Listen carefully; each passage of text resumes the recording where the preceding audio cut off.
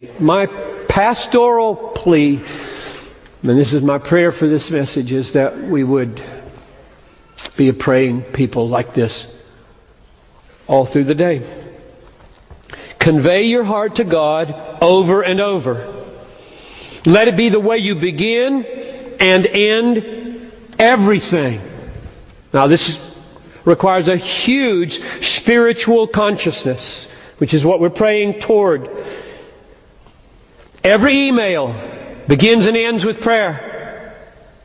Every TV show, very important. You start praying when you watch it, you end praying when you watch it, you may never watch it again.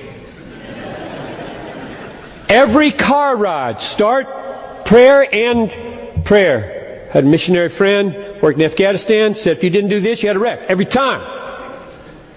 Not quite that bad in America, but it's a good idea.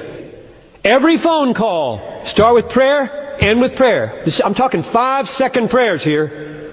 God help me. I want to be an honor to you on this phone call. It's going to be tough. Bang, that's all. You start it, you end it with prayer. Every conversation starts with prayer, ends with prayer. Every shower starts with prayer, ends with prayer. Every night's rest starts with prayer, ends with prayer. Every meal starts with prayer, ends with prayer. Sometimes out loud, doesn't matter. Everything you read starts with prayer, ends with prayer. Get on my running machine in the morning 3 times a week. Put on some preacher from the internet. Pray, God, guard me from error. Teach me the truth. Correct me. Shape me. Mold me. Boom. I'm into running and listening. But not without Him. Nothing's automatic here. Be in communion with God continually. My wife, Noelle, there she is, complains to me that when I call her on my cell phone, I don't hang up. And so I put it back in my pocket with the phone on. And she's listening to all these things that are happening. And I think I discovered why, Noelle. You can turn it off at the top here, but when you turn the machine off, the phone stays on. I didn't realize that until just yesterday. So I'll try not to make that mistake. So I'm totally in agreement that I shouldn't leave my phone on and make my wife listen to me for the rest of what I'm doing. However, God likes it when you leave your phone on.